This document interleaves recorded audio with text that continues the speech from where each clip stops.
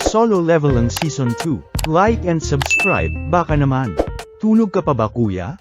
Bungad na nga ng kapatid ni Jinwoo, at baka nakakalimutan daw ng ating bida na may meeting pa siya sa teacher niya. Bagamat natarante ito noong una ay agad naman itong nakapunta with matching formal attire pa nga na lubos kinagulat ng kanyang kapatid, dahil grabe na nga raw ang pinagbago ng itsura nito kumpara dati. Ano pa nga ba at agaw pansin ito sa mga dalagita ng nasabing eskwelahan kaya naman biniro ni Jin-a kung gusto niya raw bang marieto sa mga dalaga. Ayun nga at natuloy na ang meeting ni Jinwoo sa teacher ni Jin-a, na sinabing pambihira raw ang exam results ng kanyang kapatid at magandang role model sa ibang estudyante na lubos nilang kinatutuwa. Dito na nga biglang singit ng pakiusap ang teacher at kung pwedeng makausap daw niya ang kaklase ni Jin-a na isang aspiring hunter rin, at mapabalik sa pag-aaral. Siyang tunay nga ay anabangan ito ng ating bida, lubos kinagulat naman ito ng dalaga nang malaman na kapatid siya ni Jin-a, na agad na pagtantong nandirito ang binata para pilitin siyang bumalik sa eskwelahan at siguradong utos daw ng kanilang teacher. Binara naman ito agad ni Jinwoo at sinabing isa lamang itong i-rank, na bagamat tiba-tiba last time sa naging kontrata nila ay walang patutunguhan sa hinaharap pagdating sa kakarampot na kita ng mga i-rank hunters. O bakit, i-rank ka din naman pamemelo sopo na nga ng dalaga hanggang sasabihin ni Jinwoo na hindi naman daw siya nandito para pigilan o pabalaikan sa eskwelahan ang dalaga. Samantala, dumating naman na sa Korea ang S-rank hunter na si Hwang Dong-soo, na lubos ang panggigigil at hangad lamang na mahanap sila Jinwoo, para maipagiganti ang kanyang kapatid, at huwag na huwag daw siyang mapigil-pigilan ng mga taga-Hunter Association, pagbabanta na nga nito. Samantala, isinama na nga ni Jinwoo ang dalaga sa isang C-rank gate para training kuno, na ipinakiusap nito kila Manager An na siyang agad pumayag naman. Dito na nga sumingit ang isang lalaki na nagngangalang Kim Chul, isang A-rank tank, na tila galit at simulan ng araw nila ang raid huwag puro doldalan. Paliwanag naman nila Manager An na ito ang magiging team leader ng kanilang strike team, bilang parte ng magiging training para sa mga baguhan at batang hunters. Nang malaman nga raw nito na sasama sila Jinwoo ay ganito na ang asta nito kanina pa kaya pagpasensyahan na nga lang daw ng ating bida. Ayun nga at pabulong-bulong na ang tank hunter na dagdag kargo niya pa raw ang pagbibabysit sa mga i-rank hunter. Paliwanag naman ni Manager An na sumatotal 10 silang bubuo sa strike team, isang A-rank, 5 B-ranks, 2 C-ranks, at 2 E-ranks. Nabahala naman si Jinwoo at mukhang mas ginanahan tuloy ang dalaga at ganito ba naman mga bigatin ang makakasama sa raid, taliwas sa nais niyang panghinaan ito ng loob sa panganib na dala ng pagiging hunter at bumalik na lamang sa pagiging estudyante. Bago sila pumasok ay humabol pa nga ng bulong itong si Mr. Hyun, at limitahan nga lang daw ng ating bida ang partisipasyon sa nasabing training nang mabigyan chance ang mga baguhang hunters ng kanilang guild. Oo naman agad si Jinwoo ngunit biglang natigilan ng makapasok na sa gate ng dungeon, at tila may mali raw. Walang ano-ano'y bigla na nga lang nagbago ang kulay ng nasabing gate, at unang instinct nga ng ating bida ay lumabas sa nasabing lagusan ngunit sa kasamaang palad ay huli na ang lahat at sinabihan na lamang ang mga nasa labas na humingi ng tulong sa lalong madaling panahon. Agad na nga itong nakarating sa guildmaster na lubos ang pagkagulat at panom naging red gate daw ang C-rank gate na kanilang natagpuan. Samantala, napagtanto naman ng lahat na red gate nga ang kanilang napuntahan, na ayon kay Jinwoo ay di tulad ng mga normal na gate, dahil wala itong labasan, at di makakaalis ang sinumang nasa loob hanggat di natatalo ang boss ng nasabing dungeon, o kaya naman magkaroon ng dungeon break. Dagdag pa rito na wala raw magagawang tulong ang mga tagalabas, at ang pinakamasamang balita pa, ay mas malakas daw ang halimaw na laman ng nasabing dungeon.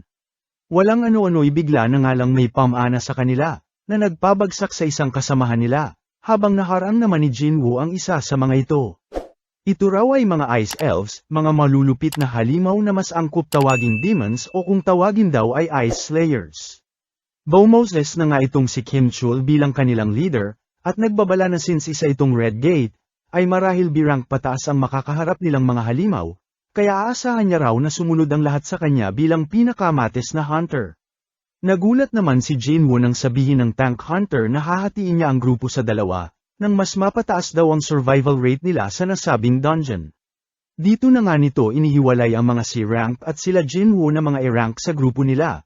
Ang isang araw-ngaraw na pamamalagi nila sa Red Gate ay katumbas ng 1 oras sa labas, Kung matalo man nila ang boss o magkaroon ng dungeon break ay siguradong aabutin daw sila ng mga buwan. Masyadong araw itong matagal para isama ang mga pabigat na katulad nila. Sikapin nga lang daw nilang mabuhay hanggang sa matalo nila ang boss, at sigurado raw makakauwi silang lahat. Matapos mag-speech ng Bobo ay nagpaalam naman ang isa sa mga high-rank hunter na babae na kung pwede sa kabila na lamang siya sumama. Pumayag naman ang walang hiya nilang leader na iniisip na nababaliw na raw ang babae at lumipat sa mahihina.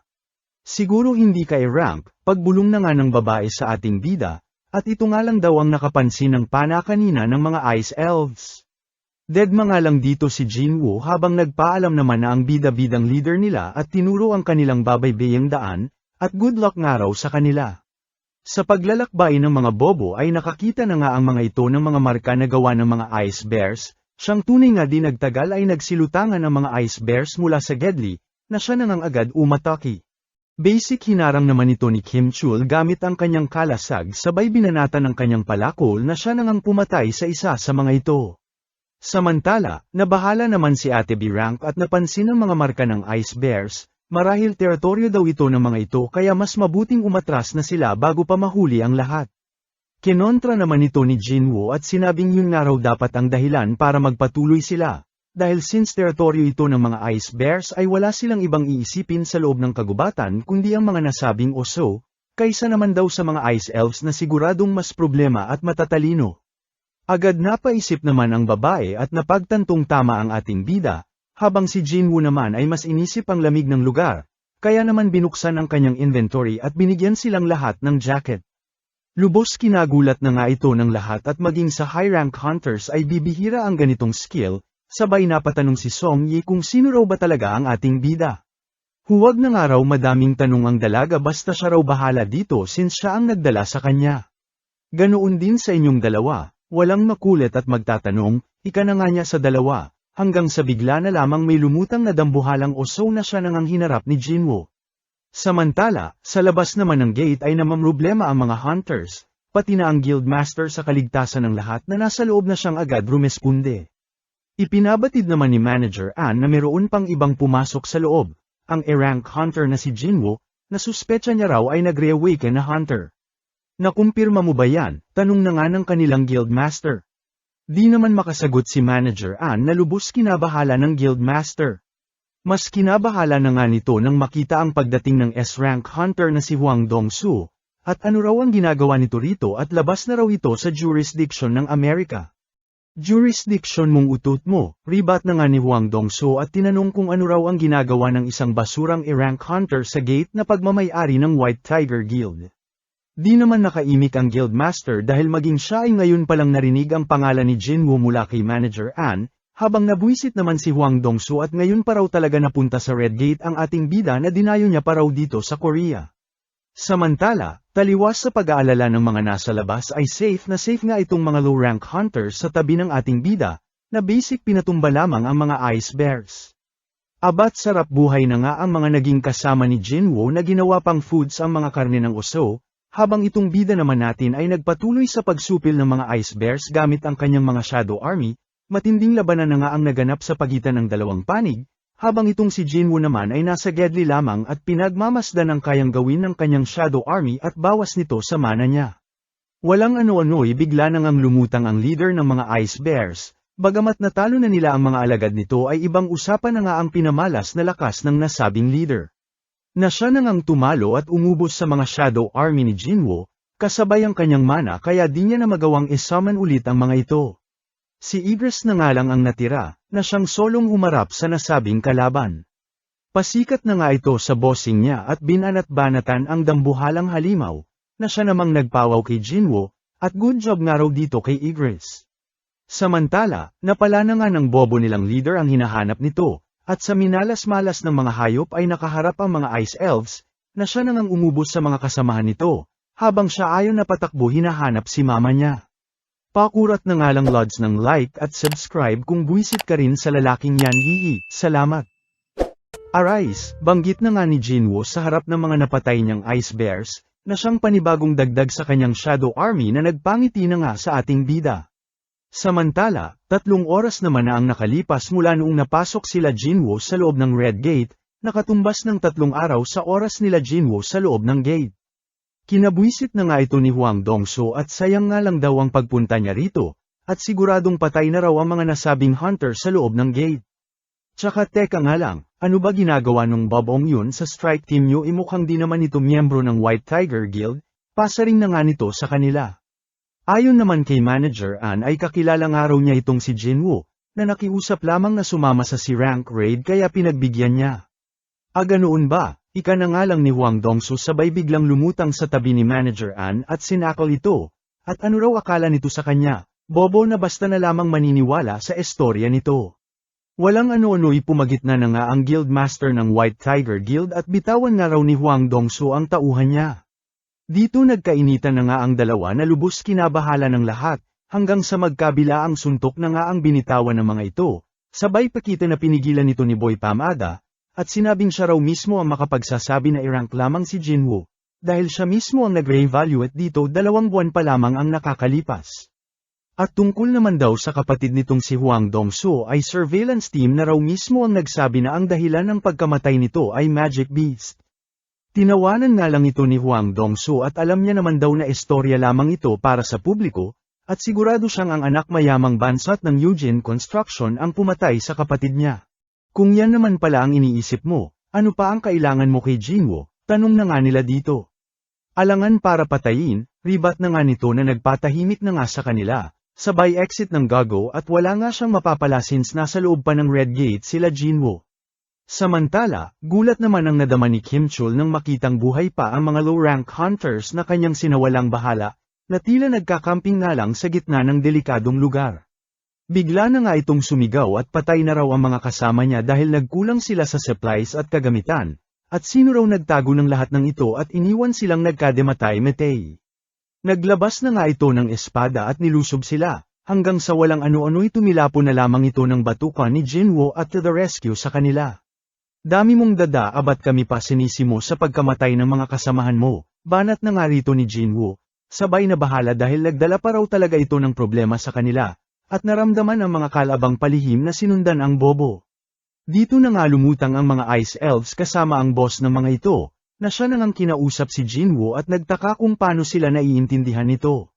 Maging ang ating bida ay nagulat, at napaisip na marahil ito sa system niya kaya naiintindihan niya ang salita ng elves. Nandito nga raw sila dahil nais siyang haminin ng isa sa mga Ice Elves niyang alagad at naiiba nga raw siya sa iba at mukhang malakas. Bago pa man matapos magsalita ang boss ay bigla na lamang niyang pinatumba ang nasabing elf, sabay rekta inatake ang boss na agad namang nakaiwas sa kanyang atake. Napangising nga lang ang boss at bakit nagpapanggap daw na tao ang ating bida, o marahil di raw ito aware sa pagkakakilanlan niya, di raw ba nito naririnig ang boses na sinasabihan silang patayin ang mga tao, na lubos pinagtataka raw ng Ice Elves dahil wala silang marinig pagdating dito sa ating bida. Napaisip naman si Jinwoo na marahil parehas ito ng system niya, at since player siya ay di siya saklaw sa utos ng system ng mga Ice Elves. Di nga raw nila kailangang maglaban, ika na nga ng elf boss at sinabing ibigay na lamang niya ang mga tao sa kanila nang matapos na ang lahat. Sino ba talaga kayo? Ribat na nga ni Jinwoo at bakit nilalabanan daw ng mga ito ang mga tao? Sasabihin na nga sana ng boss ngunit tila nagkaroon ng glitch at pinigilan ang paglabas ng impormasyon mula sa boss, sabay ulit ng sinabi nito na lubos kinagulat ni Jinwoo, at ano raw ang nangyayari. Nagalit naman ang mga elves dahil di pumayag si Jinwoo sa offer nila. At talagang plano pa raw ata silang labanan kahit lamang sila sa bilang. Napangisi nga lang ang ating bida sabay palabas ng kanyang Shadow Army, na lubos kinagulat ng kanyang mga kasamahan. Ano pa nga ba at di na napigilan ang paghaharap ng dalawang kampo, habang todo takbo naman itong mga kasamahan niya. Nabahala naman si Jinwoo at bagamat natapatan niya ang dami ng kalaban, ay di naman panghabang buhay ang kanyang mana na siyang kapalit ng mga Shadow Army niya. Sabayan pangaraw ng elf boss na ramdam niyang mas malakas daw sa kanya, at kahit ilabas niya raw si Igris ay mukhang mahihirapan parent sila. Dito na nga nagpakilala ang boss na kalaban na si Barca, na siyang nakipagsabayan sa ating bida sa bilis at lakas. Gamit ang mga mage ni Jinwoo ay nagawa na nga nitong makalusot ng bulalakaw spell sa kalaban, habang sa malayo naman ay pinakita ang paggising ni Kim Chul na batid ang gigil sa ating bida. Walang ano-ano'y inatake na nga siya ng dalawa mula sa magkabila ang direksyon, at nang malapit na ang dalawa sa kanya ay bigla na lamang may pagsabog na naganap, sabay paglutang ng isang panibagong shadow na lubos kinagulat ni Barca. May pa-flashback na nga itong si Jinwoo sa mga nangyari, na tila inasahan na nga raw ang pag-atake ni Kim Chul, dito na nga nito pinalabas si Igris na siyang pumatay kay Kim Chul, at gamit ang arise skill niya ay ginamit na nga ang shadow ni Kim Chul bilang panibagong alagad niya. Iron na nga ang ipinangalan dito ni Jinwoo, bilang kanyang pangmalakasang kalasag, na siya nang hinarap at pinalaban niya sa elf boss na si Barca. Pagkabahala naman ang nadama ng mga kasamahan ni Jinwoo, at ganito raw ba talaga ang labanan ng mga malalakas na hunter, sabay napaisip na nga itong si Song Yi kung nais pa talaga niyang maging hunter. Samantala, pinagtulungan naman na nila Jinwoo at ng kanyang mga shadow si Barca, hampas dito, balibag doon, sadyang may kalakasan din talaga itong si Barca at nasasabayan sila kahit mag-isa lamang ito. Bagamat malakas nga raw ito ayon kay Jinwoo ay di raw ibig sabihin ay ganoon din ang mga alalay nito, sabay pakita na nga na natalo na ng Shadow Army ni Jinwoo ang iba pang Ice Elves na lubos ikinagalit na nga ni Barca. Dahil dito ay nilusob na nga ng boss ang ating bida, nakalaunay na isahan na nga niya gamit ang kanyang pulang punyal, sabay palabas kay Iron na siya nang humawak sa kalaban. Dito na nga Bomb Iron ang pangmalakasang spell ang mga Shadow Mage ni Jinwoo na rektang tumama sa walang kawalang kalaban. Abat nagawa pa nga nitong makawala, ngunit sinundan agad ng atake ni Jinwoo, hanggang sa banatan na nga ng pangmalakasang martilyo ni Iron ayun pisak ang Kuya Elf mo. Sa wakas ay natalo na nga raw ito ng ating bida, sabay natarante ng makita na hindi pera nito tinitigilan ni Iron abat nag-enjoy ng paluin ang kalaban. Kalaw na itumigil na rin ito nang mapagsabihan ni Jinwoo sabay nag-celebrate kasama ang mga Shadow Mages. Happy-happy na nga ang mga kasamahan ng ating bida dahil natalo na nito ang mga kalaban, sabay lutang ng gate since natalo na nila ang boss ng nasabing dungeon.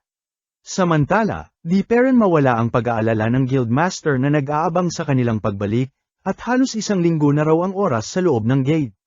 Walang ano-ano'y nagulat na nga lang sila nang magliwanag na ang gate, at naaninag ang paglabas ng mga hunter. Gulat na nga ang nadama ng Guildmaster nang makita na sila lamang ang lumabas sa gate, at hinahanap sila Kim Chul. At paanong ang lower ranks lang daw ang nakabalik? Di na nga nito naitago ang pagkagulat niya at naguguluhan sa kung ano raw ba talaga ang nangyari. Dito na nga nito hinarang si Jinwoo at may mga katanungan daw siya sa ating bida. Binara naman ito ni Jinwoo at pagod na nga raw siya, at ilaan na nga lang daw ng Guildmaster ang mga katanungan nito sa mga guild member nila. Tila nagalit naman ang Guildmaster sa asta ng ating bida, at 6 na raw sa mga miyembro nila ang nawala kaya responsibilidad niyang malaman ang nangyari sa mga ito. Di wow, niligtas ko na nga 2 sa mga miyembro niyo may salamat lang ba akong natanggap sa inyo, banat na nga ni Jinwoo dito na sumupla na nga sa Guildmaster. Agad nag-sorry naman ang Guildmaster habang rekta umalis naman na sila Jinwoo. Sino ba yung lalaking yon? Tinalo pa babaeng may tuyo? Tanong na nga ng Guildmaster kay Heejun.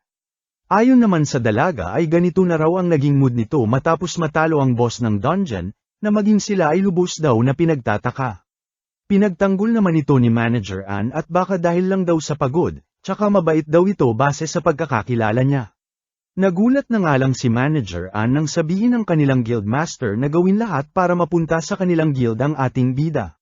Samantala, kilig-kilig naman si Song Yi matapos ihatid ni Jinwoo pauwi, at todo nagpakyut na nga sa ating bida. Habang nagdadrive ay pinakita namang tanging ang punyal nga lang daw ni Barca ang nakuha ng ating bida sa dungeon. At ang daming araw niyang pinagdaanan sa nasabing dungeon pero di man lang daw niya nagawang ma-extract ang shadow ni Barca, na lubos nitong kinadismaya. Kinabukasan ay sinundo naman siya ni Jinwoo na todo naka-armor na naman. Sinabay na nga rin nilang sinundo si Song Yi na feeling close na nga kay Jinwoo. Nagkumustahan na nga ang dalawa kung nakatulog daw ba ng maayos kagabi habang iba naman ang pumasok sa isip ni Jinwoo, at iniisip na nagtsaktsakan ang dalawa. Pachuk-chak na nga lang lods ng like at subscribe, salamat. Nga na nga itong si Jinwoo sa mga nakikita at tinanong si Jinwoo kung saan daw ba nanggaling ang mga alagad ng ating bida. Paliwanag naman ni Jinwoo na parte ito ng isa sa mga skills niya, na lubos kinamangha ni Jinwoo. Kalaunan ay nalungkot na nga itong si Boy Rich Kid at maging ultimo sa pangungulekta ng Essence Stones ay naetsapwera na siya, hanggang sa lapitan na nga ito ng isa sa mga Shadow Army ni Jinwoo at tila naawa rin sa binata at pinatulong. Samantala, somewhere sa kung saan ay pinakita naman ang paglutang ng isang misteryosong lalaki na lubos kinatakutan ng ilang English hunters na nakaharap nito, sa kabila ng pagpapaliwanag nito na tao lamang siya at nais makauwi. Balik naman kila Jinwoo kung saan kainuman na nga si Boy Rich Kid, bilang selebrasyon at natapos na nga nila ang 19 na raids as per usapan nila ni Boy Yayamanan. Todo pasasalamat na nga ang binata sa tulong na naibigay ni Jinwoo. At susunod nga raw dito ay kukuha na siya ng written exam sa Hunter Association nang makuha na niya ng Guildmaster license niya.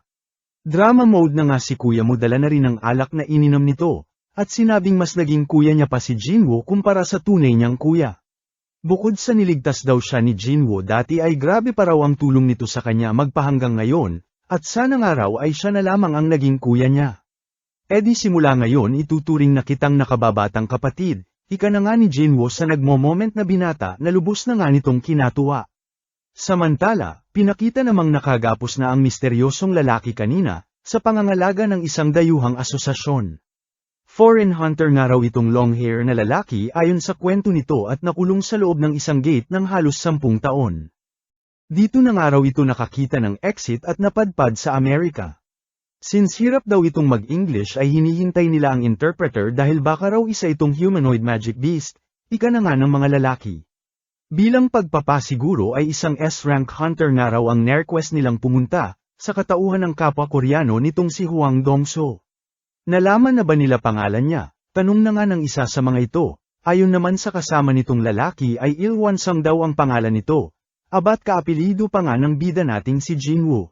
Samantala, balik ulit sa bida natin, kung saan nagpaalam ito sa kapatid niya na mawawala raw siya ng halos 1 linggo.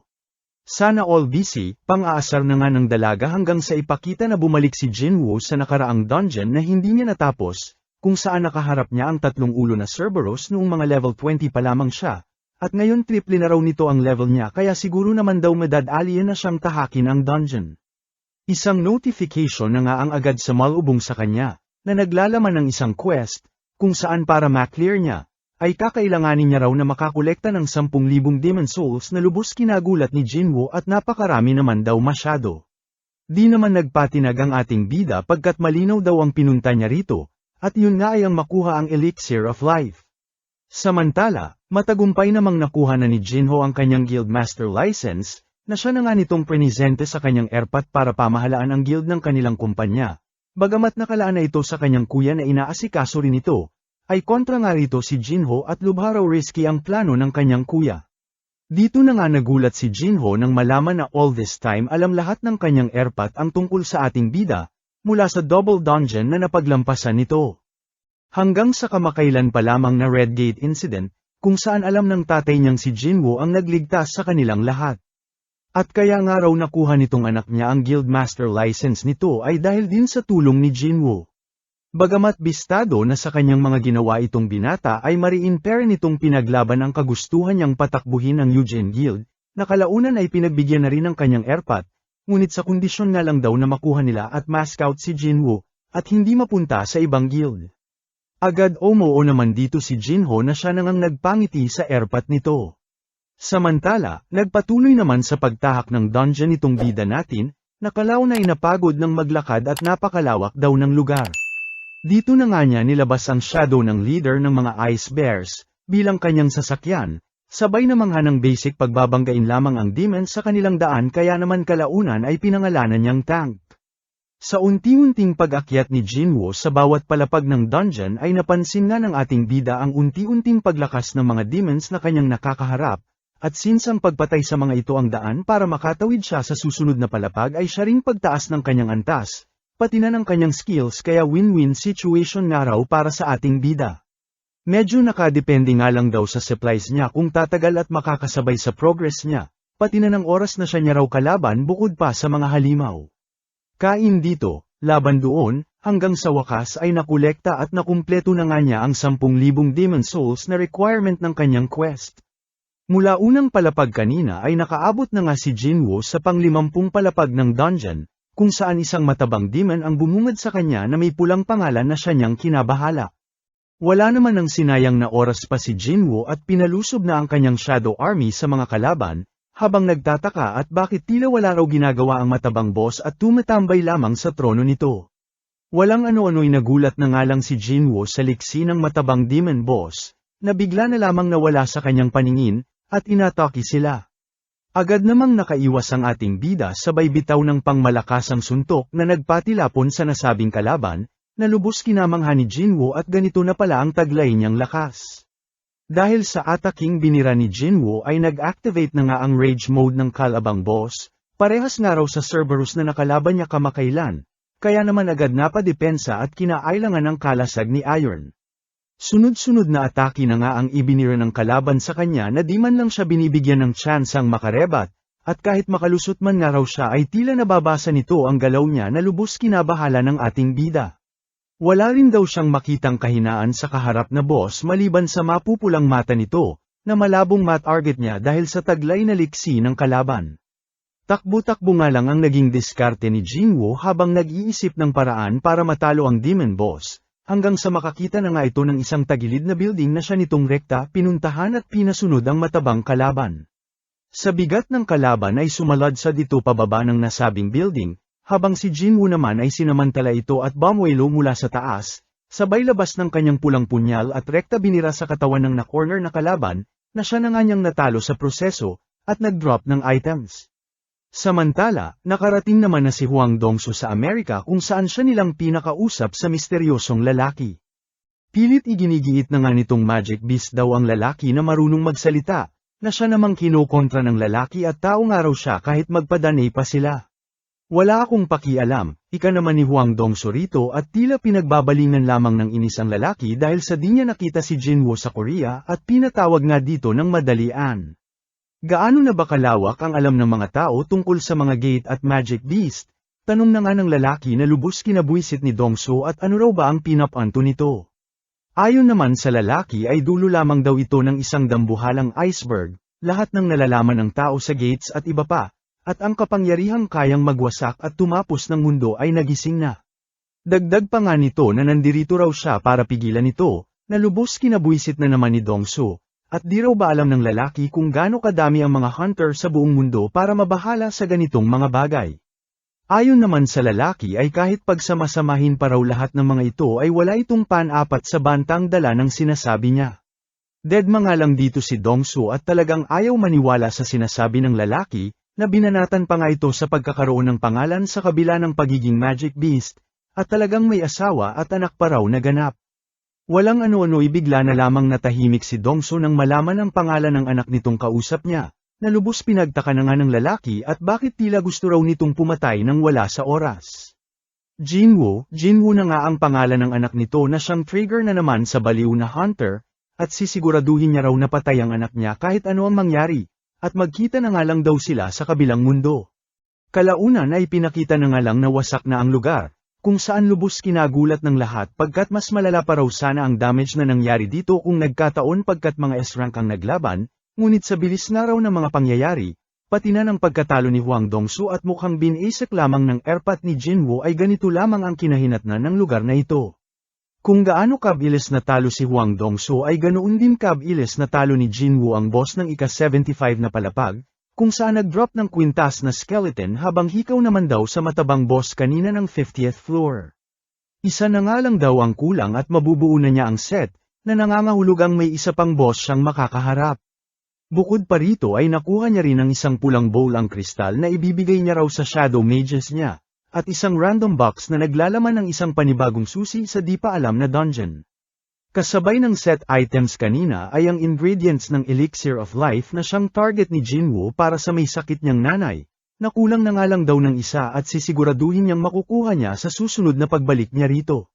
Bago yan ay like at subscribe naman mga lods, hihi, salamat.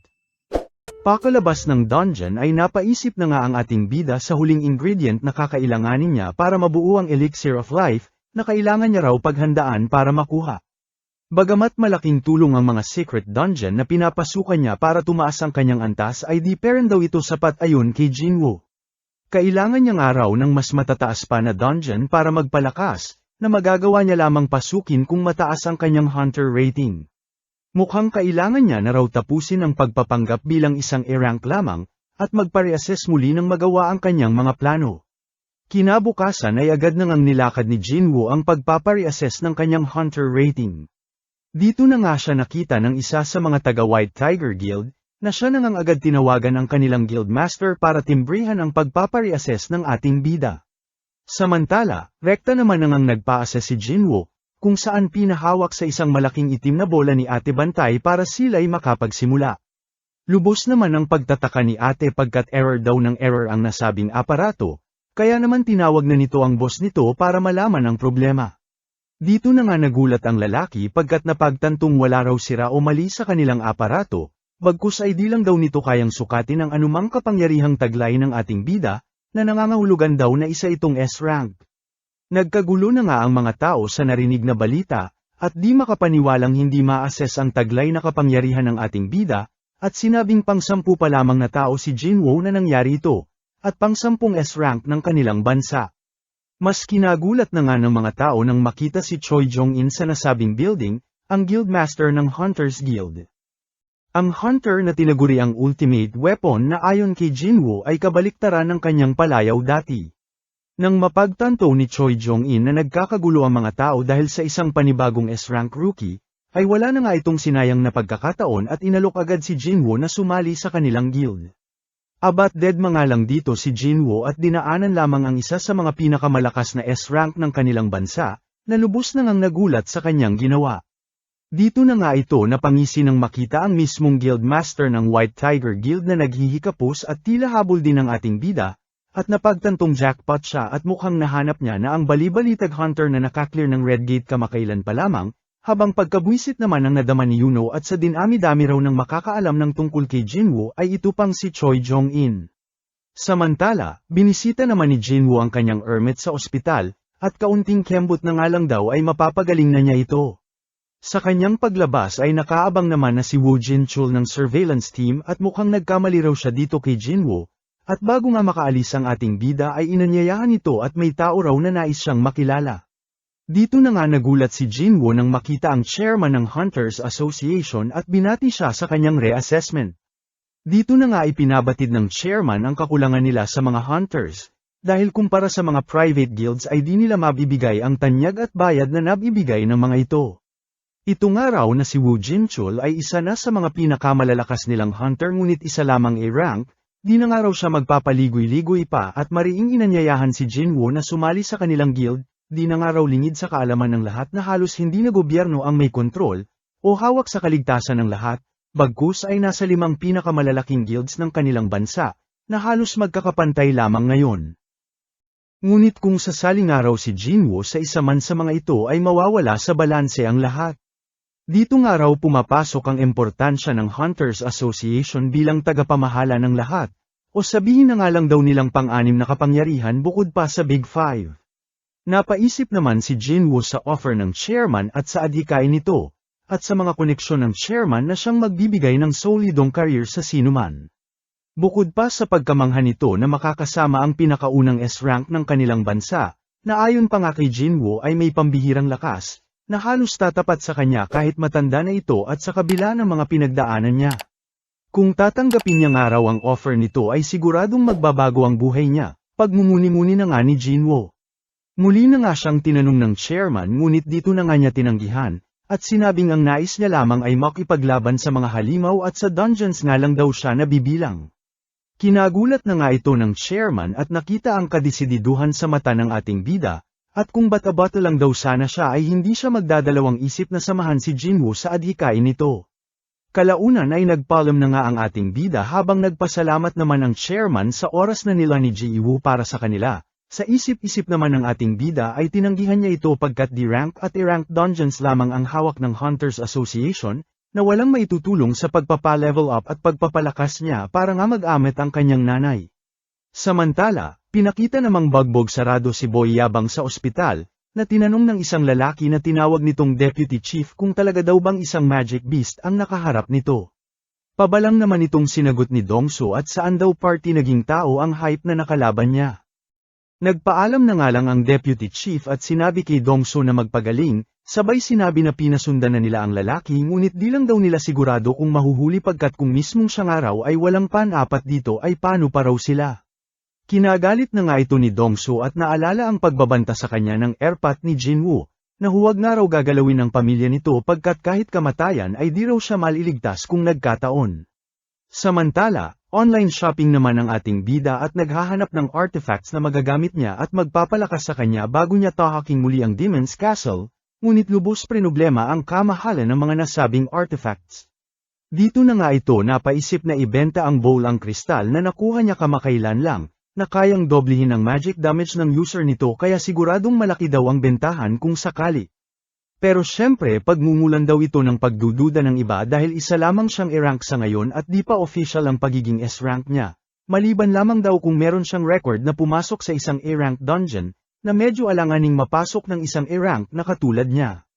Abat sa kanyang paghahanap ay sakto namang meron siyang nakitang trabaho, na nangangailangan ng mga menero ng anumang antas sa isang A-rank dungeon. Di na nga ito pinalampas ni Jinwoo at agad pinuntahan, kung saan binubuo ng strike team na siyang lalaban sa mga halimaw, mining team na siyang kokolekta ng mana crystals, at collection team na siyang kokolekta ng mga bangkay ng halimaw. Sa loob ng dungeon ay pinakita na nga ang strike team, sa pangunguna ng mismong guildmaster na si Choi Jong-in, na siya na ngang basic tumapos sa mga halimaw na nasa loob ng dungeon. Sa lakas nito ay nagmukha lamang mga post-poro ang kalaban at kinailangan pa ng mismong tanks nila para hindi sila madamay sa lakas ng kapangyarihan nito. Huwag nga raw silang mag-alala at hindi niya naman daw masyadong sinunog ang mga kalaban kaya kahit papaano ay may mga makokolekta pa rin sila dito. Matapos nito ay rekta lumabas na nga ang strike team at naubos na ang mga halimaw, bukod sa dungeon boss para hindi muna magsara ang dungeon, at trabaho na ng mining team ang susunod para kolektahin ang mga mana crystals na nasa loob. Namangha naman si Jinwoo lalo na sa guildmaster at wala man lang daw gallows, pati na ang strike team, kahit A-rank dungeon ang ni-raid ng mga ito, habang ito namang mga kalalakihan sa paligid ay tanging ang second in command ang napansin, ang naging pang-siyam na S-rank ng kanilang bansa, ang tinaguriang The Dancer, Cha Hae-in. Maging si Jinwoo ay di na itago ang pagkamangha sa dalaga dahil sa taglay nitong pambihirang aura. Walang ano-ano'y natigilan naman ang dalaga at tila may naramdaman daw siyang malakas sa paligid, at inakalang nasa paligid daw si Chairman Go, sabay muling nagtakip ng ilong at may kaartihan sa mga amoy. Since tapos na nga ang strike team ay work mode na sila Jinwoo, ang mining team, kanya-kanya na nga silang trabaho habang di naman mabaliwala ni Jinwoo ang nararamdamang aura ng dungeon boss na tila mas malakas daw sa mga nakaraang kalaban niya, na siya nang nagpangiti rito at naku-curious daw siyang malaman kung gaano kalakas ang isang A-rank boss. Walang ano-ano'y bigla na nga lang siyang binangga ng isang bully since isa lamang siyang A-rank, at huwag daw harang-harang sa daan. Sa buwisit ni Jinwoo ay tinitigan niya ito ng matalim na siya nang nagpatiklop sa mayabang na lalaki muntik pa maihi sa kanyang panty. Maging mga kasama nito ay napansin na nga nakakaiba ang ating bida, at nagtataka kung i-rank lang daw ba talaga si Jinwoo at napapawawawi sa katawan ng ating bida. Pagdating ng break time ay ayaw pa ring paawat ni Jinwoo sa trabaho, kaya iniwan na muna ng kanyang mga kasamahan at break time nga nila. Abat sinamantala na nga ito ng ating bida para masilip ang dungeon boss na kanina niya pa trip puntahan. Bagamat natutokso si Jinwoo na kalabanin ang dungeon boss ay iniisip nitong magsasara ang dungeon kung nagkataon na matalo niya ito, na siyang malaking kawalan daw sa Hunters Guild, ngunit napapangisi at gusto talagang banatan ang dungeon boss. Hanggang sa matigilan na nga ito nang biglang lumitaw sa kanyang likod si Hae-in at tinatanong kung ano ang ginagawa niya sa lugar na yun. Mag-like at subscribe ka na rin Lods, sas Mariasep naman, ha. Dahil sa nakita nga si Jinwoo ng chicks na si Hae-in ay di na nito natuloy ang kanyang plano, at ramason na lamang sa dalaga na naligaw daw siya sa kuweba kaya napunta rito. Agad naman siyang binalaan ng dalaga na umalis na rito pagkat ito raw ang boss room na lubhang delikado sa lahat, lalo na kapag nagising at baka malagay pa sa alanganin ng buhay nilang mining team. Agad namang sumunod si Jinwoo. Ngunit bago pa man siya makalayo ay muli na namang tinawag ng dalaga na lubos ang pagkagulat ng siya ay dumaan, pagkat wala raw siyang maamoy sa bida natin. Pinagtaka na nga ito ni Jinwoo at ano raw ang ginagawa ng dalaga, habang si Hae naman ay di pa rin makapaniwala at tinanong kung hunter daw ba ang ating bida. Dito na nga nito pasimpleng tinignan ang ID ni Jinwoo at na lamang isa siyang i-rank, At nang umalis na nga ang ating bida ay napamuni-muni, kung dahil daw ba sa rank lamang ang ating bida kaya wala itong amoy, o sadyang mabango lang talaga ito sa pang-amoy niya. Samantala, nainggit naman ang iba nang malaman na nakita niya si Hunter Chahain, dahil pangarap daw ng lahat na makausap ang crush ng bayan na Hunter. Bukod nga raw sa maganda na ito ay lagi raw itong nagpapatrol sa kuweba tuwing break time nila nang masiguro raw ang kaligtasan nila, na siyang lubos daw nilang kinamamangha sa dalagang Hunter. Medyo kakaiba nga lang daw si Hunter Chahain dahil di raw nito gusto ang amoy ng ibang Hunter, kaya raw mapapansin ang madalas nitong pagtakip ng ilong gamit ang panyo nito. Pinagtaka na nga ito ni Jinwoo dahil todo singhut sa kanya kanina ang dalaga, na marahil siguro'y nangangahulugang iba raw ang amoy niya sa mga tipikal na Hunter, kagaya ng naging reaksyon ng Elf Boss, na marahil dahil daw sa isa siyang chosen player ng isang kakaibang system na nagbibigay gabay sa kanya magpahanggang ngayon, sabay napaisip kung ano raw ba talaga ang ibig sabihin ng pagiging player. Happy-happy naman ang boss niya na nag-abot sa kanya ng kanyang sweldo at napakalaki nga raw ng naging tulong ni Jinwoo sa kanilang trabaho na sadyang napabilis dahil sa kanya. Sa tuwa nga nito ay inalok pa siya na magtrabaho sa kanya at magbabayad nga raw ng malaki, ngunit agad ding tinanggihan ni Jinwoo at nagkataon nga lang daw na nagka-oras siya ngayong araw. Di naman agad sumuko ang boss niya at sinabing meron pa silang gig bukas, at kung gusto nga raw ng ating bida ay sumama ulit siya pagkat double raid daw ang magaganap, isang A-rank at isang C-rank. Nagka-interes naman agad si Jinwoo nang malaman na dalawang high-rank raids ang magaganap, kaya naman todo nagpasikat pa ang boss niya na tanging guild nga lang daw nila ang gumagawa ng ganito. Kalaunan ay sumang-ayon na nga si Jinwoo sa offer ng boss niya, na lubos ang tuwa kaya sinabing doblehin daw ang kanyang sweldo. Samantala, todo na curious na nga itong si Chahain kay Jinwoo at talagang tumawag pa sa kanilang guild this oras ng gabi para lamang paimbestigahan ng ating bida. Dito na nga nito nalaman na maging ang guildmaster nila ay nagpapaimbestiga rin kay Jinwoo. Ngunit ayon sa kausap nito ay wala nga raw impormasyon ukol kay Jinwoo at nakalock ang files nito sa Hunters Association na lubos nilang pinagtataka dahil isa lang naman itong low-level hunter. Dahil dito ay mas lalo tuloy na hiwagaan ang dalaga sa pagkatao ni Jinwoo. Dumagdag pa na hindi mawala sa isip nito na sa lahat daw ng nakilala niyang hunter, ay ito lamang ang mabango sa pang-amoy niya. Kinabukasan ay agad nang nagpunta si Jinwoo sa inalok na trabaho rito, na napa-flashback pa sa kanyang nakaraan noong kasama sila Mr. Choi at iba pa dati, at tila nanibago sa pakiramdam na may mga makakasama. Abat magte-trending na naman nga ang ating bida sa mga pangmalakasang bayo nito at napapasana all na naman ang mga tita na sana sila na lang daw ang mga kristal na minimina ni Jinwoo. Habang happy-happy na naman ang mga kasama niya at napapadali raw ang kanilang trabaho dahil sa ating bida. Habang nag-uusap sila ay bigla na nga lang lumutang ang isang hunter, na nagngangalang Captain Son Ki-hon, at nakiusap na kung may mapapahiram daw ba silang isang tao ng mining team na makakasama nila sa raid bilang equipment carrier.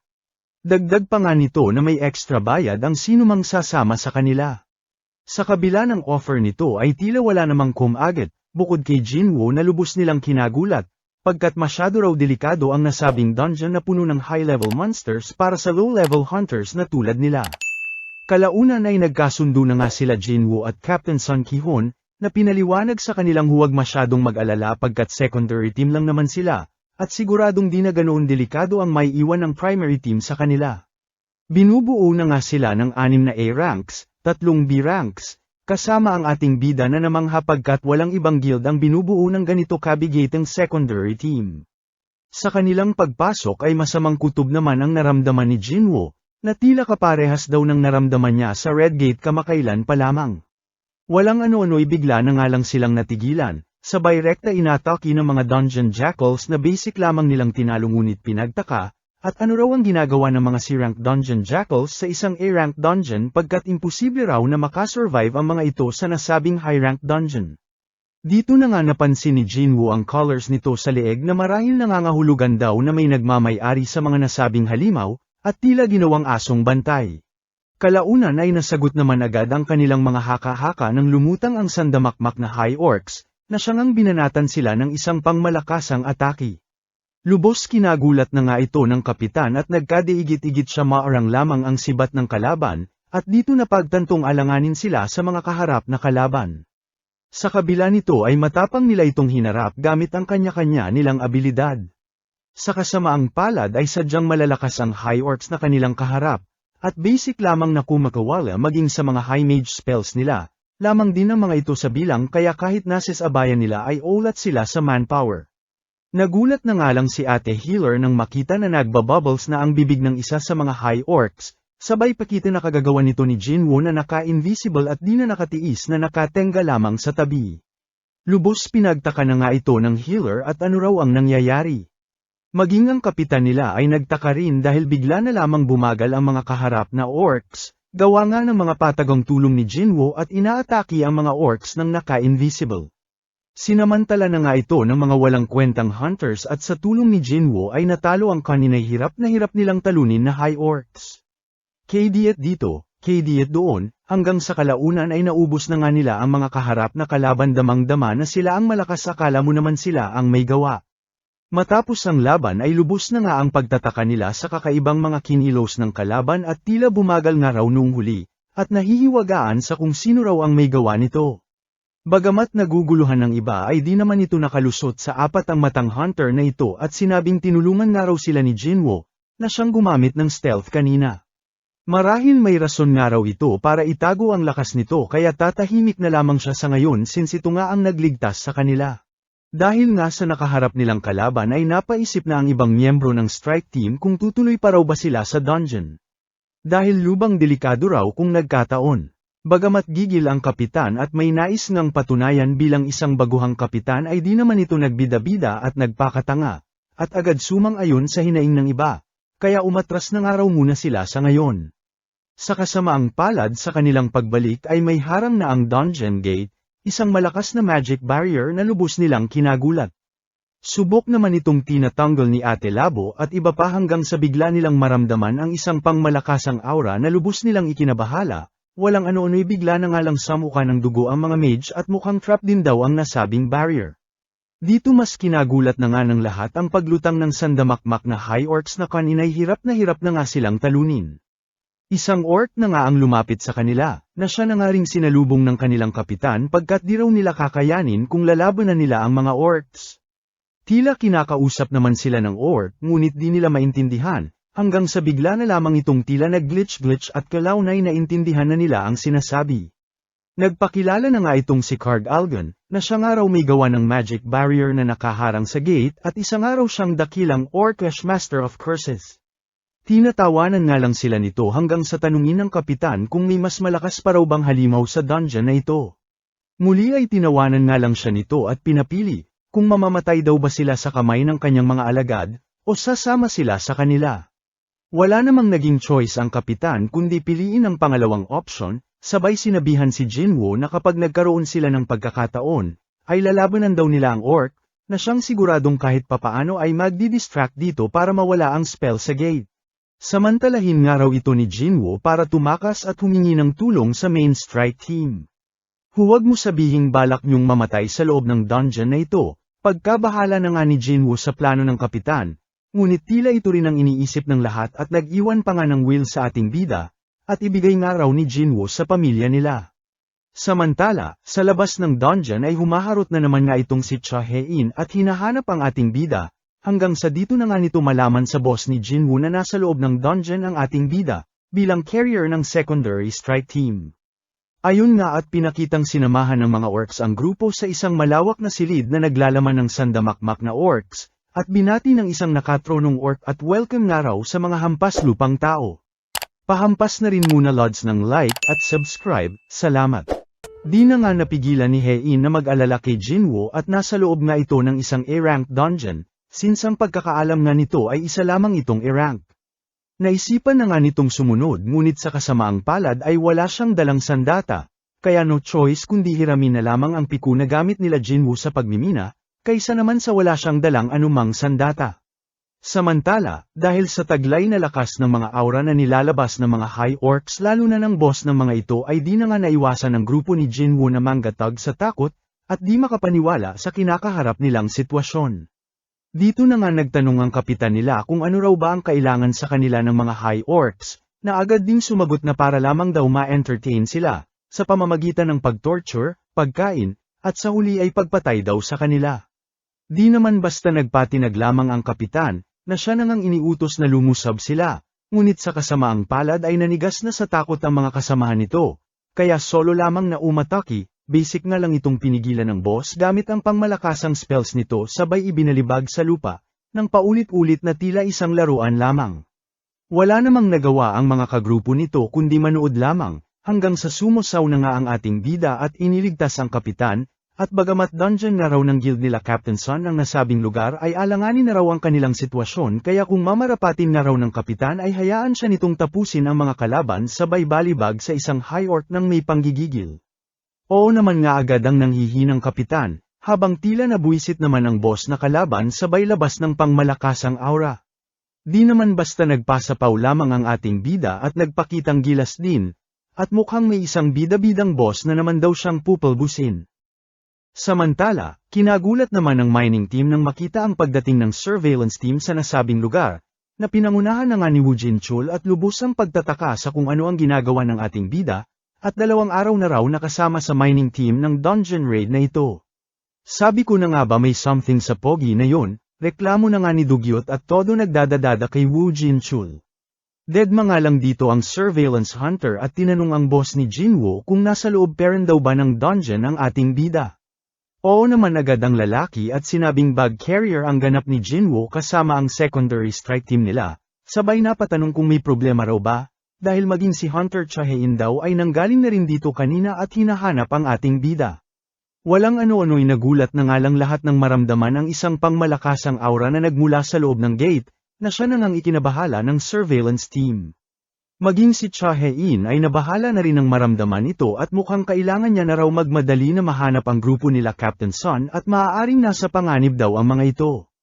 Ang supot naman ng grupo mo yan na ba yon? Banat na nga ng boss orc kay Jinwoo at ano daw laban ng kakarampot niyang army sa mga alagad niya.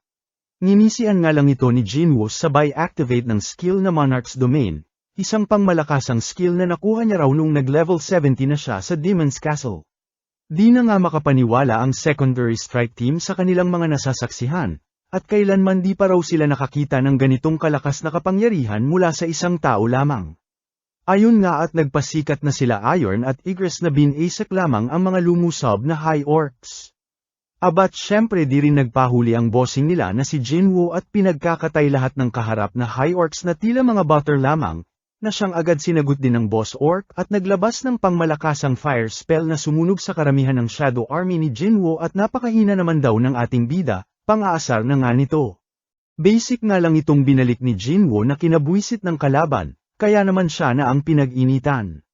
Bato dito, bato doon, todo iwas naman ang ating bida habang sinasabay ang spell na apoy-apoy na siya nang bumabanat sa kanyang mga shadow army, at tignan nga raw nila kung hanggang saan tatagal ang ating bida, banat na nga sa kanya ng kalaban.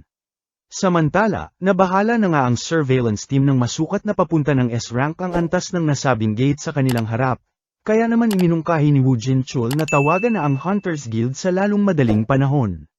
Nang medyo napansin na ni Jinwoo na medyo nakakarami na ng Shadow Army ang kalaban ay nagtawag na ito ng resback, na lubos kinagulat ng mga kalaban dahil mismong mga kalahi nila ang tinawag nitong Shadows. At di nga raw magtatagal ay dadagdag silang lahat lalo na itong mayabang na bossing nila.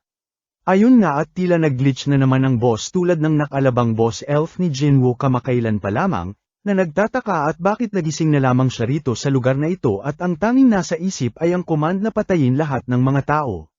Bagamat di niya raw alam ang rason ay sinusunod niya lamang ang command na paulit-ulit sa kanyang iniuutos.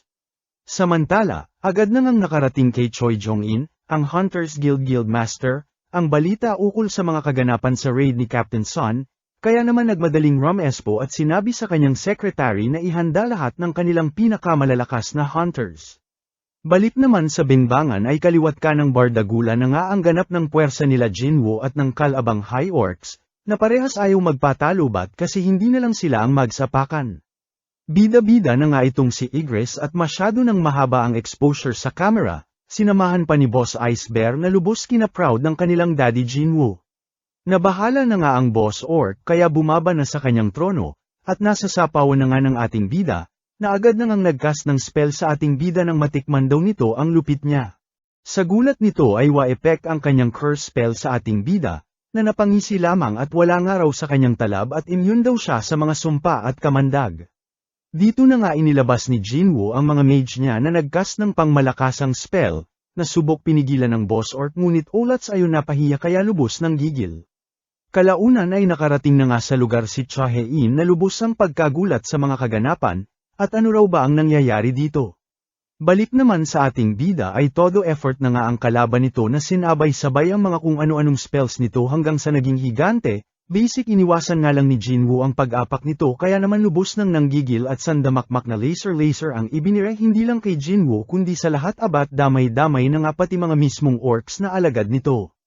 Array na nga lang ang boss ng banatan niya ang isa sa mga mata nito, at mas madaling target nga raw ang malalaking bagay, banat na nga ni Jinwoo sa kalaban. Inamukhang hayop ka, mamatay ka na, sigaw na nga lang ng kalaban at desperado nang patayin siya. Ngunit sadyang may kabilisan ang ating bida at di niya masabayan gamit ang dambuhala niyang katawan. Since may katigasan din ang balat ng kalaban ay ginamit na nga ni Jinwoo ang kadena sa paligid ng dungeon, na siya na nga nitong ipinilipit sa boss orc at pinatumba, na lubos kinagulat nila Wu Jinchul na kakarating lamang sa loob. Abat sobra-sobrang pogi points na nga ang nakuha ni Jinwoo mula kay Hein na lubos ang pagkamangha sa taglay niyang kapangyarihan, at di inakalang ganito siya kalakas. Sino raw ba talaga ang ating bida? Tanong na nga nito kay Wu Jinchul. Google mo, parehas lang naman tayo walang alam, ika na nga nito, habang si Jinwoo naman ito na corner na ang unti-unting nanghihinang kalaban, hanggang sa nanglaban pa nga ito hanggang huli ngunit ulats talaga sa lakas ng ating bida. Nahiya naman si Jinwoo na kunin lahat ng binagsak nitong lot at sa Hunter's Guild nga ang dungeon na ito, kaya naman kinuha na lamang niya ang shadow ng kalaban. Nakalimutan nga rin niya ang pangalan nito kaya naman Boy Pangil na lamang ang ipinangalan sa nasabing shadow sabay na mangha dahil ngayon lang daw siya nakakita ng Elite Knight na rank na siyang antas ng nasabing shadow. Tiba-tiba na nga ang ating bida at nakarami raw siya ng shadows na siyang magagamit niya sa hinaharap, at sa wilingan nito ay di napansin ang pagdating nila Wu Jinchul na lubos na nga nitong kinagulat. Di na nga naitago ng ibang hunter ang pagtataka at sino raw ba talaga si Jinwoo. Kaya naman pumagitna na sila Wu Jinchul at sinabing top secret daw ang status ng ating bida, at kung mamarapatin daw nilang lahat ay esekreto na lamang lahat ng kanilang nasaksihan sa nasabing dungeon. Bago makalabas ay nagsalita naman ang kanilang kapitan, at bagamat di niya raw alam ang rason ni Jinwoo kung bakit sumama sa kanila bilang isang bag carrier ay nais daw niyang ipabatid ang lubos nilang pasasalamat sa pagligtas niya sa kanila. Napangiti na nga lang ang ating bida sabay may naalala. At dito na nga ibinalik ang notebook na bilin sa kanya kanina ng isa sa mga hunter. Boboses pa nga sana si Hein ngunit tinanong ng isa sa mga hunter kung bakit may dala raw itong piko. Abat parang wala lang nang narinig ang dalaga at tinanong kung naging weird daw ba ang dating niya sa mata ng ating bida at may dalang ang piko. Di na nga makapaniwala si Choi Jong-in nang malaman ang kompletong detalye mula kay Captain Sun, at di nakalang ganito kalakas si Jinwoo. Napatanong na nga rin ito sa kapitan kung sino raw ba sa tingin nito ang mas malakas sa kanila ni Jinwoo, na siya nang di nasagot ng kapitan, at nagbalik ng tanong kung kaya daw ba ng kanilang guildmaster na mag-isang tapusin ang isang A-rank dungeon. Natamimi na nga lang ang guildmaster, at nakakahiyaman daw, at tinagurian pa naman siyang ultimate weapon, ay di niya raw kayang mag-isa ang isang A-rank dungeon. Kaya sisiguraduhin niya raw na marirecruit si Jinwoo para sa guild nila. Pabanat na rin muna lods ng like at subscribe salamat. Dumating na nga ang araw ng reassessment ni Jinwoo na talagang pinunta pa ng dalawang guildmaster na sila Choi Jong-in at Baekhyuno, na lubos ang pagtataka sa kung ano raw ang nangyayari at napakaraming reporter. Dito na nga sila pinagkaguluhan ng mga ito at tinanong kung nandito raw ba sila para i-recruit si Lee Min-sung, isang artista na pinagtaka nila Baekhyuno pagkat di nila kilala, na siya nang itinanggi ng dalawa kaya umalis na lamang ang mga reporter. Todo nagbabangayan na nga ang dalawa at parehas ng interesadong ma-recruit ang ating bida. Dito na nga lumutang sa eksena ang isa pang guildmaster at biniro ang dalawa na siguro naman daw ay hindi sila nandito para agawin si Min-sung.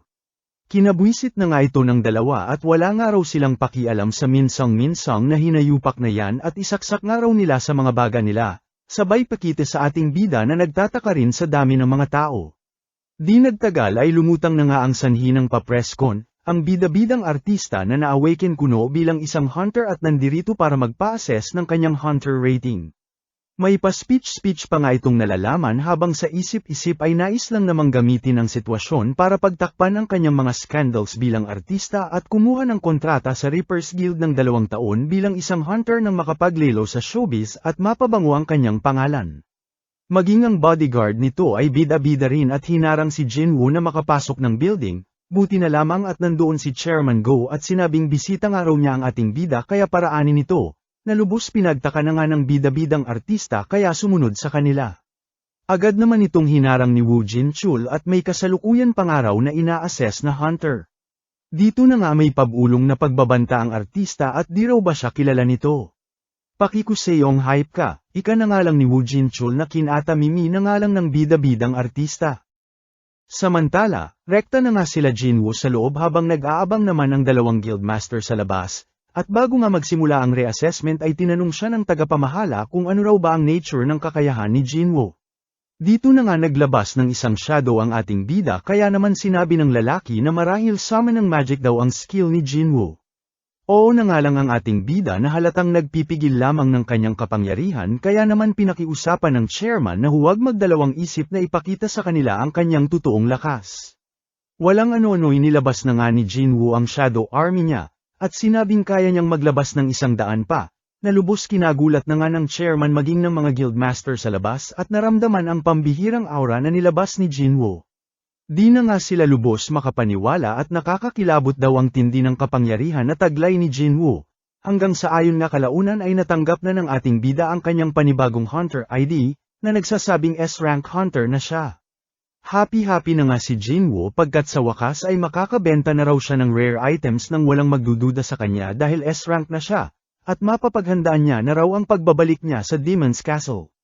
Pagbati na nga ang natanggap niya mula sa chairman habang kakulaita naman mula sa dalawang ito na parehas nais siyang ma-recruit, na ayon nga at parehas niya lamang dinedma at may pupuntahan pa nga raw siya.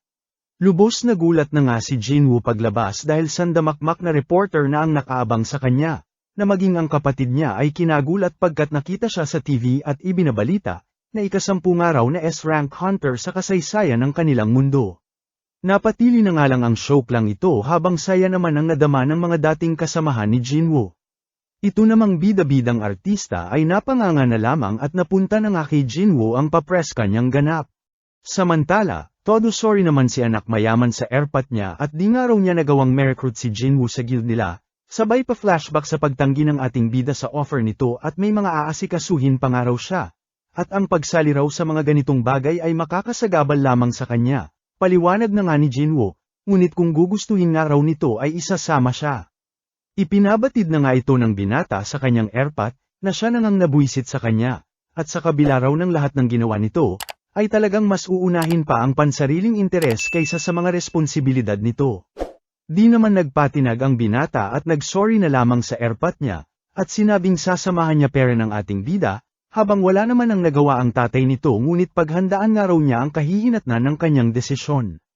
Balik naman sa ating bida kung saan naipit na nga sa gitna ng mga kaganapan, kaya naman ginamit na lamang ang kanyang bilis para makaalis, na lubos nang ang kinagulat ng mga guildmaster lalo na ni Baekhyuno at di makapaniwalang ganito na kabilis at kalakas si Jinwoo kumpara noong huli niya itong nakita. Samantala, rekta naman na si Jinwoo sa layo niya na makapamili ng mga artifacts para matapos na ang Demon's Castle. Dito na nga niya pinaliwanag sa bantay na nais niya ng proteksyon sa dungeon na sadyang mainit. Dahil dito ay inirekomenda ng lalaki ang isang damit na may kasamang singsing, na siya namang nagustuhan ni Jinwoo, maliban sa presyo ng mga ito na lubos niyang kinagulat.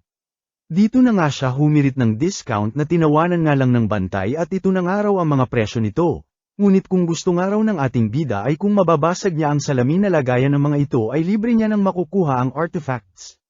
Protektado nga raw ito ng isang malakas na magic enhancement na kailanman wala pang sinuman ang nakabasag. Abat babanatan nga rin sana ito ng ating bida kung di lang napigilan ng lalaki, at sinabing joke-joke nga lang daw niya yun kaya nagsorry dito kay Jinwoo. Nilihis na nga lang ng ating bida ang usapan sa paghahanap niya ng sandata, na siya namang narinig ng isa pa sa mga bantay kaya sinamahan siya sa kabilang kwarto, habang naiwan naman na nagtataka ang matanda sa kung paano raw nabasag ni Jinwoo ang salamin sa di man nga lang daw ito nadikitan ng ating bida. Muli ay nagulat na naman nga si Jinwoo sa presyo ng isa sa mga dagger na ipinakita sa kanya, Ngunit mas nagulat nang papresyohan niya ang isa sa kanyang mga dagger na halos 100 milyon daw ang presyo sa isip-isip niya ay nabili niya lamang ito ng kulang-kulang 3 milyon lamang sa kanyang shop. Abat kung ganito raw ang presyo ng mga items niya sa mundong ito ay mukhang di niya na raw kakailanganing ibente pa ang bowl ang kristal na nakuha niya kamakailan lamang. Samantala, pagkabwisit naman ang nadama ni Jinha sa mga kaganapan at ayaw na nga raw silang tigilan ng mga paparazzi, at dapat sinabihan man lang daw siya ni Jinwoo sa paglutang nito sa TV. Depensa naman ng ating bida na di raw siya ang may pakanan nito, sabay sabi sa kapatid niya na mawawala siya ng halos 1 linggo ulit at may aasikasuhin sa labas. Sakto namang dumating si anak mayaman kaya naman sinamantala na ni Jinwoo ang pagkakataon at nirason na ito ang makakasama niya sa trabaho sa buong linggong yun. Bago umalis ay sinigurado muna ni Jinwoo ang magiging kaligtasan ng kanyang kapatid. Kaya iniwan ang 3 shadows na ito para magbantay, na dapat 4 ngunit pinalipad niya raw yung isa kaya hindi niya na-extract ang shadow. At iba pang shadows na siyang magpapatrol, habang sa kung saan ay ipinakita naman ng anino ng isang tila langgam na lumilipad. Samantala, nagpasalamat naman itong si Jin at hinayaan siyang makitulog sa bahay ng ating bida. Nagtaka naman si Jinwoo at di naman daw siya pinaalis ng kanyang airpot bakit umalis pera nito sa bahay nila. Okay nga lang daw ika naman ni Jin tsaka ito raw ang paraan niya para panindigan ang kanyang mga desisyon. Dito na nga napatanong si Jin kung ano raw ba ang gagawin ni Jinwoo sa 1 linggo nitong pag-alis. Ayon naman sa ating bida ay sabihin na nga lang daw nila na magti-training siya, na siya nang ang kinagulat ni Jin at bagamat S-rank na ito ay todo pera nito sa pagpapalakas. Kalaunan ay nagpaalam na nga si Jinwoo at rekta na pumunta sa Demon's Castle, suot ang panibago niyang damit at singsing na binili nito kamakailan na pangontra sa init ng dungeon. Lubos na tuwa na nga si Jinwoo nang lumutang ang panibagong quest info ng kanyang system, na may kaakibat daw na reward na mas maganda pa dati, kaya naman lubos ginanahan na tapusin na ang nasabing dungeon. Samantala, nag-usap naman ang mga magulang ni Jin sa desisyon nitong pag-alis sa kanila, hanggang sa bigla na nga lang hinimitay ang tatay sa di malamang dahilan. Balik naman sa ating bida kung saan agad sinubukan ang kakayahan ni Boy Pangil nang makaharap ang unang kalaban sa dungeon, at ibinigay ang mamahaling bowl ang kristal na nakuha niya kamakailan, may kakayahan nga itong mas palakasin ang taglay na kapangyarihan ng sinumang may hawak nito, at ayon, siyang tunay nga ay pangmalakasang spell ang ibinira ni Boy Pangil na lubos kinagulat ni Jinwoo, at binasek lamang ang dambuhalang halimaw na kanilang hinarap. Samantala, parehas na sakit naman ng nanay ni Jinwoo ang diagnosis na natanggap ng airpot ni Jin, ang Eternal Sleep Disease. Pinagtaka na nga ito ng tatay at paano raw nakukuha ang sakit na ito. Ayon naman sa doktor ay kadalasan daw itong nakukuha ng mga taong mahina ang resistance sa magic power, at na-expose dito. May hunter po ba sa pamilya niyo? Tanong na nga ng doktor sa kanila. Di na nga nakasagot ang tatay at hunter nga ang isa sa kanilang mga anak. Somewhere sa kung saan ay ipinakita naman ang 2 hunter na ito, na nagtataka at may nakasalubong na isang langgam na tila sinalo lahat ng problema sa mundo.